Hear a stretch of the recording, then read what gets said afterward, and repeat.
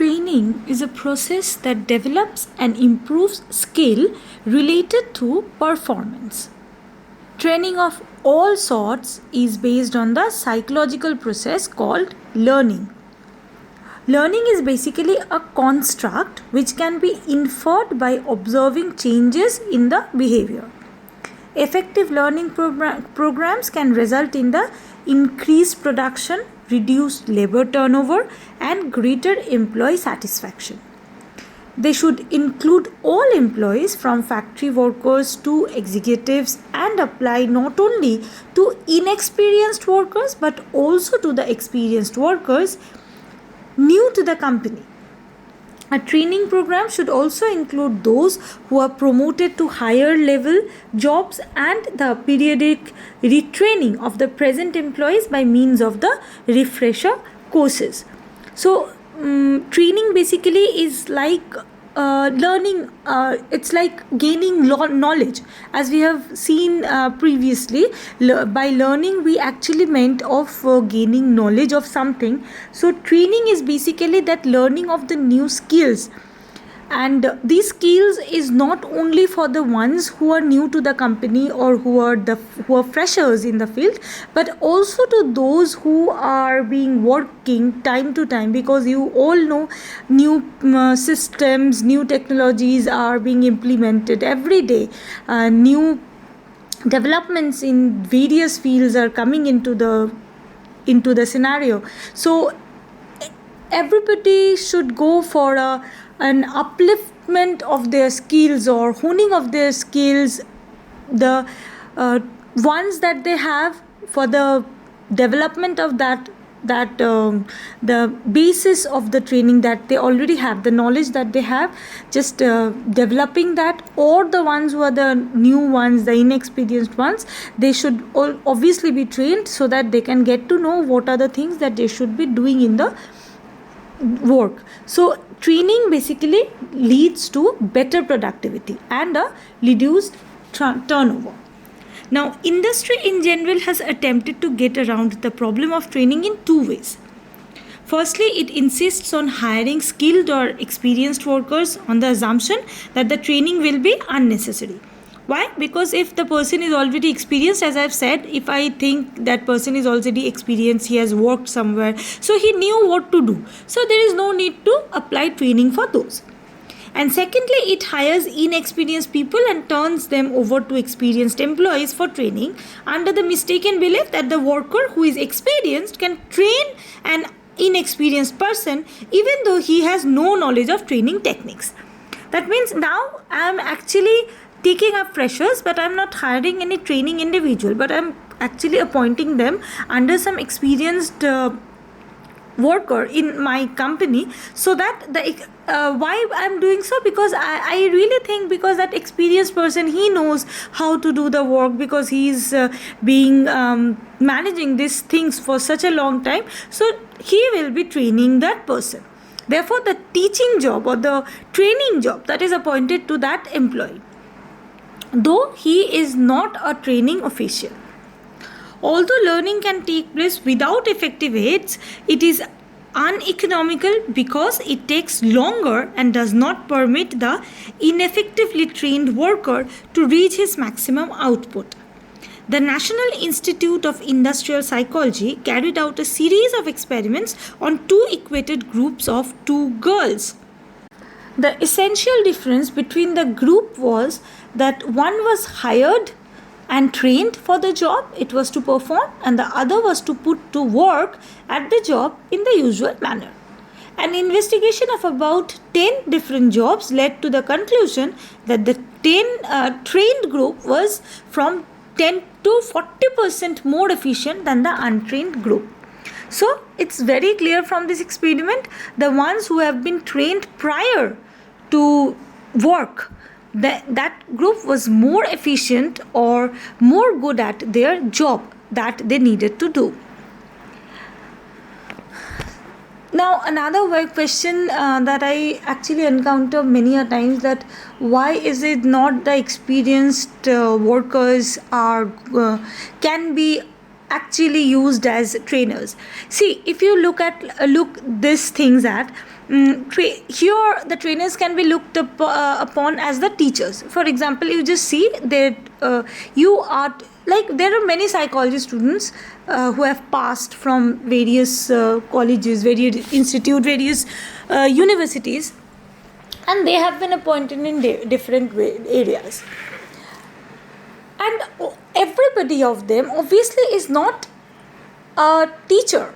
They are not only appointed as a teacher, but they do not practice teaching at all.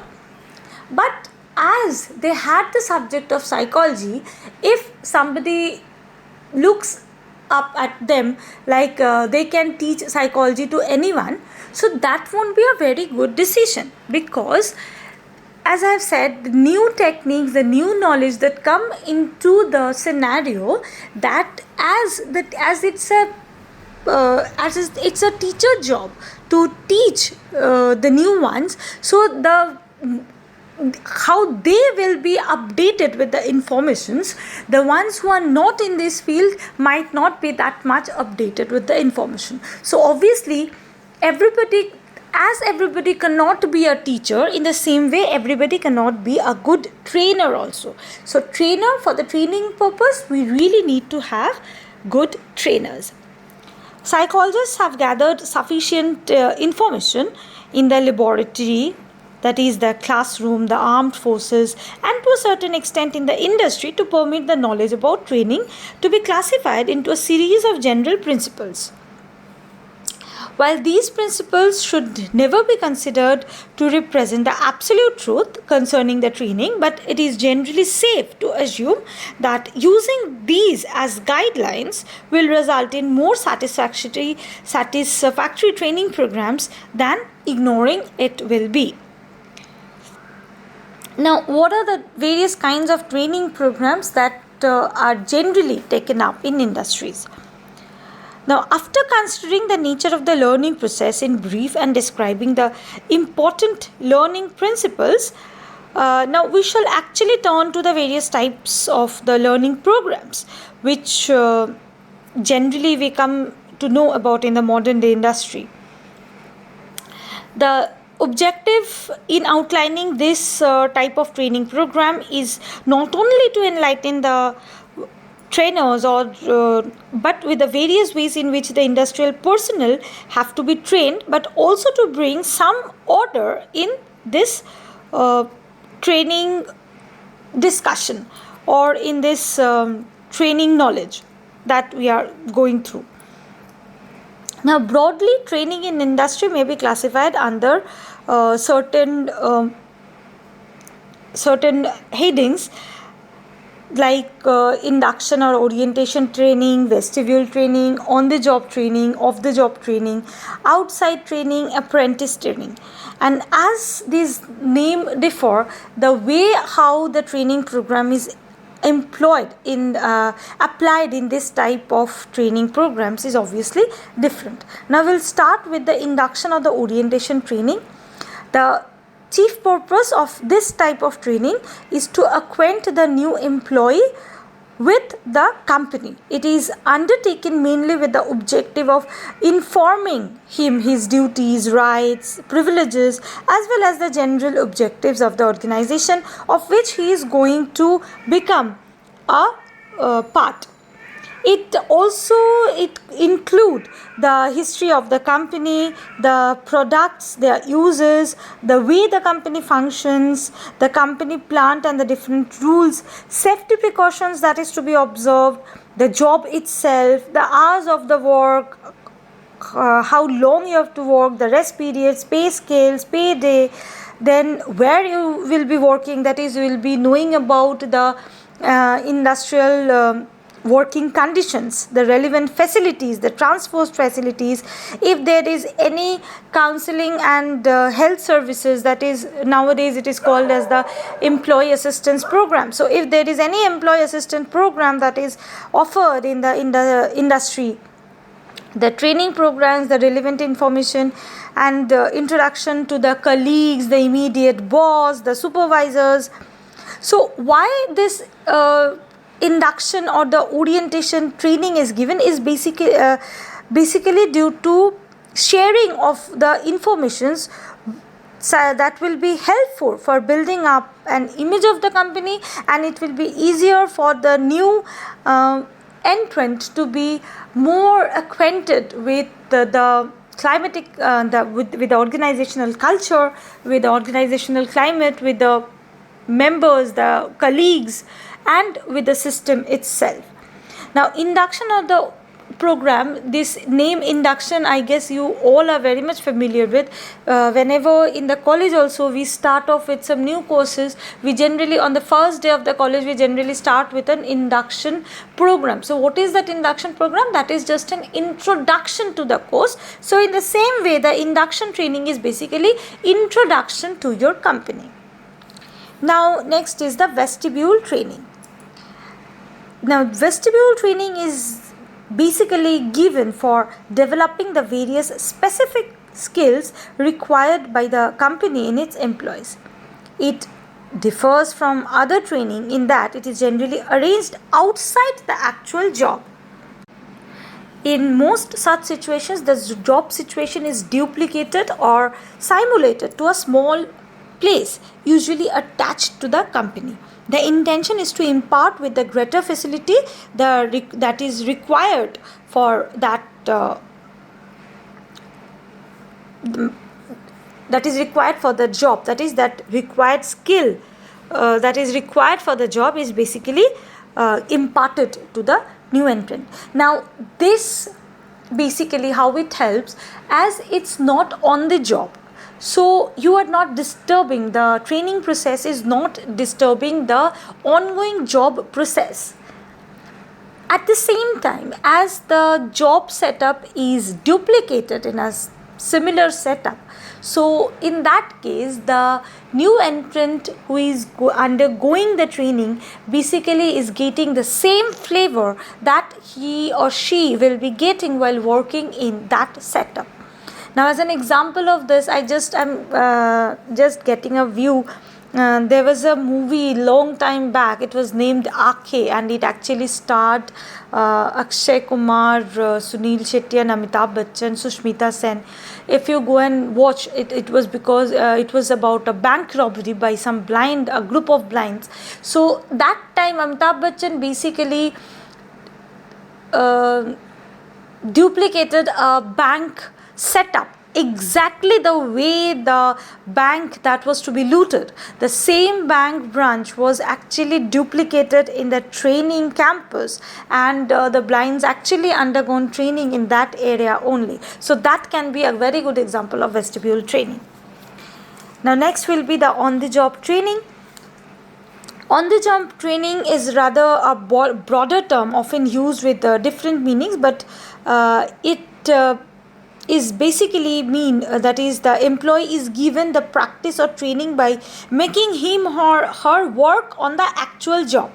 Where the systematic job training is given, there is usually some organized and well planned effort to train a new employee or retain that is or the retained employee. As I have already said, that is about the refresher training courses, that is the retained or the ones who are already working, they should also undergo some training processes from time to time or to retain the old employees for the advanced skills. Now this may be done either by the supervisor or specially appointed job trainers.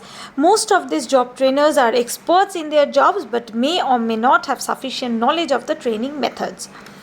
So when I am talking about the on-the-job training is, as I said, in the vestibule training I am not making him work in the actual job setup but actually duplicating the setup.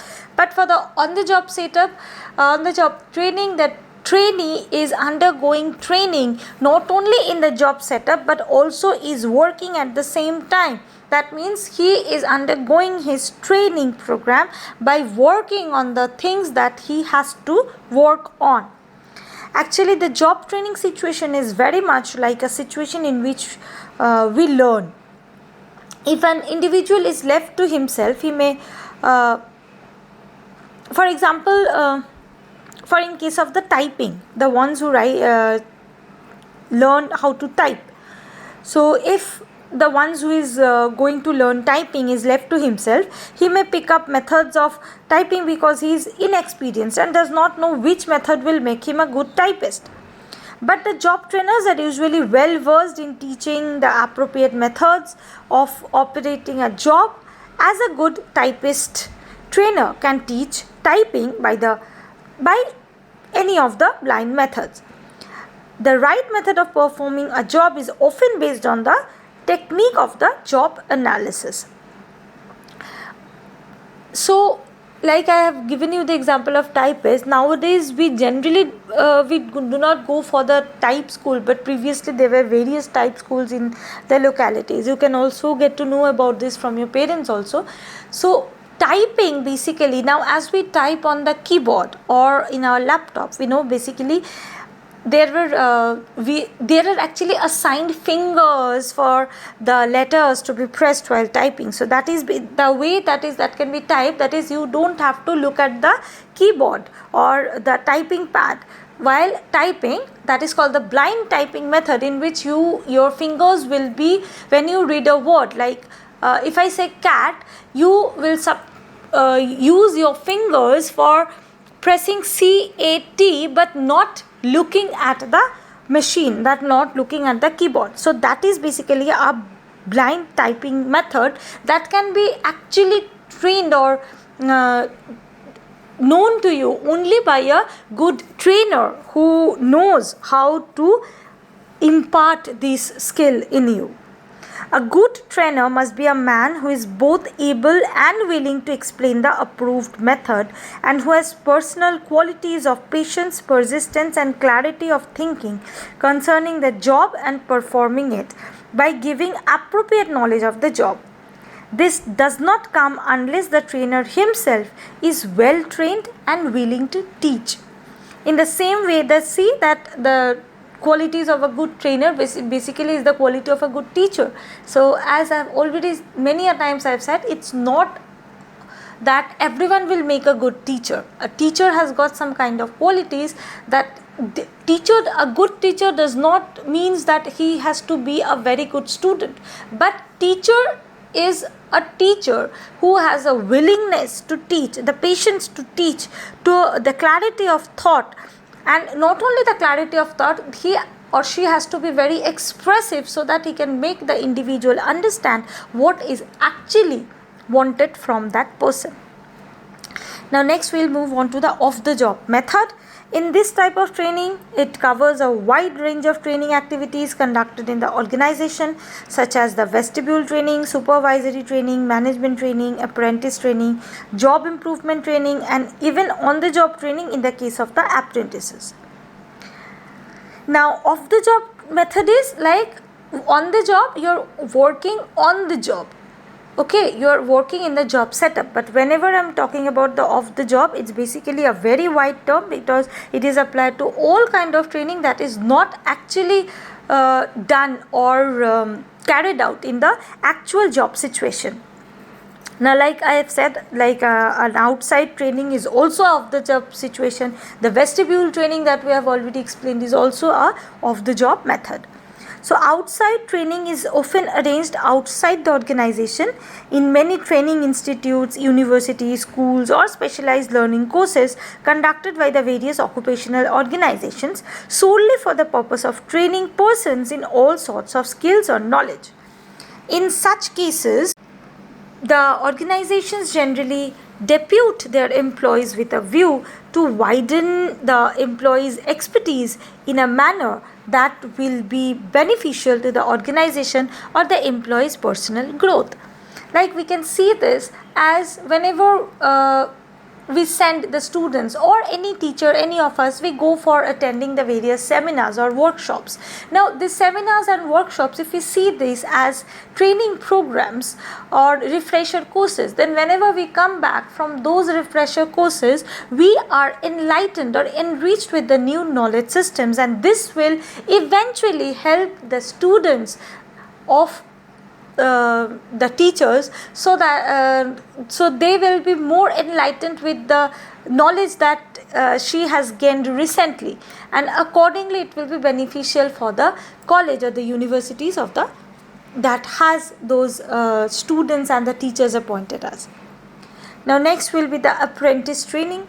Another area which requires considerable planning in foresight is that of the training skilled tradesmen. There are several such trades in industry which require highly sophisticated skills, such as we find in carpentry, drilling, boring, planning, and in a host of other industrial jobs in operation. These skills can be achieved by making a trainee apprentice work under a skilled tradesman for a specific time.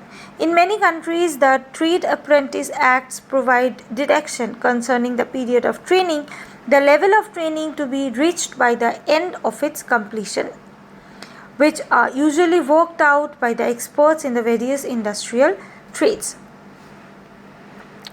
While the mass production in the modern industry has considerably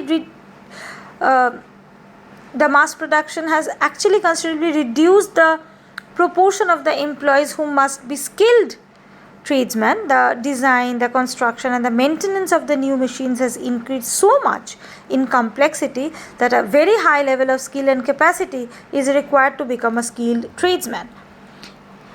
Any apprentice program must therefore take into consideration the facts of individual differences in abilities and capacities. Otherwise, there always exists the possibility not only of the failure to develop the skilled tradesman, but also of considerable waste of company investment in the training that is given. It is for these reasons that the apprentice training program must be drawn with considerable care and executed meticulously.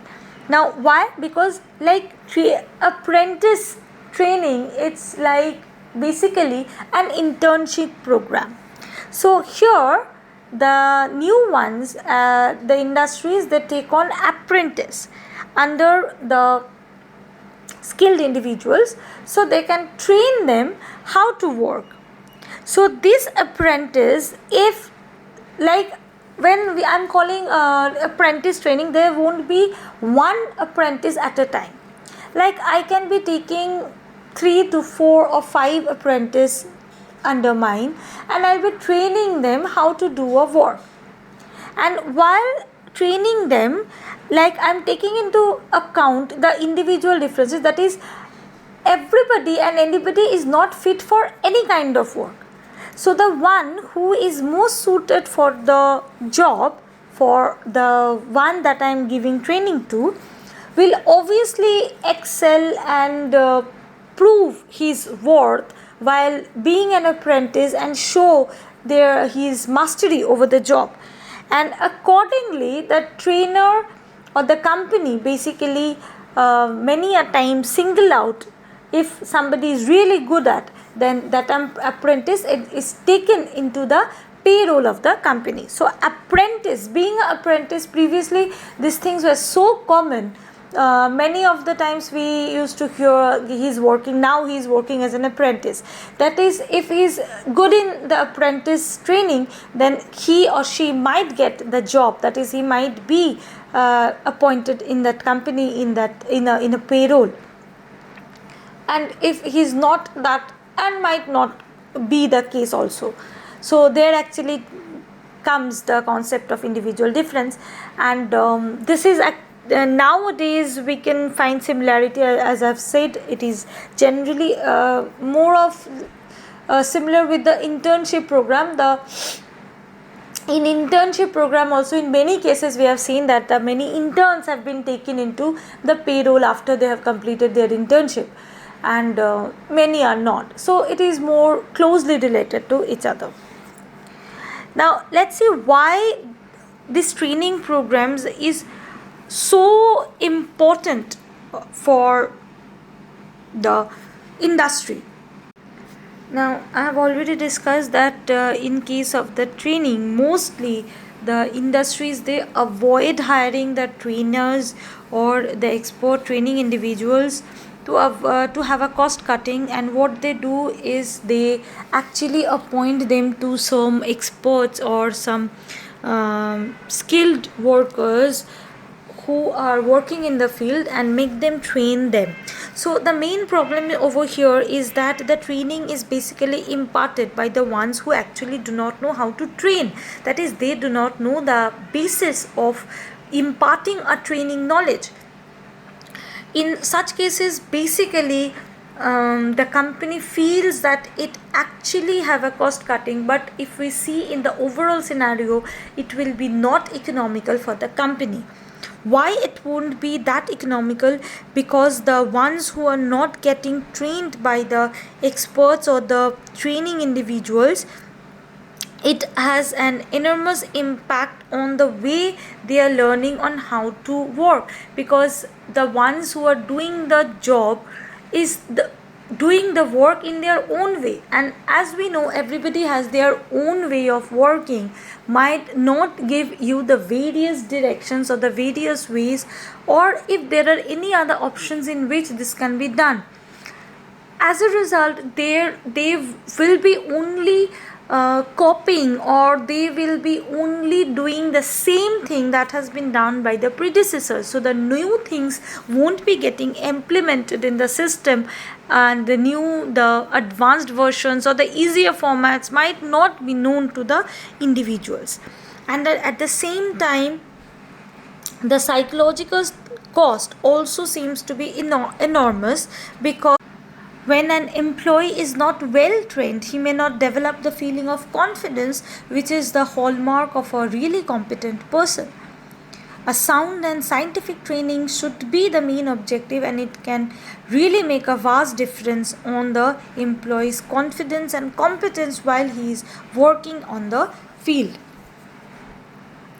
Now, another advantage that follow from the implementation of a well-drawn and a sound training program in industry is increased production, reduced job turnover, greater employee satisfaction, reduction in accident rates and absenteeism.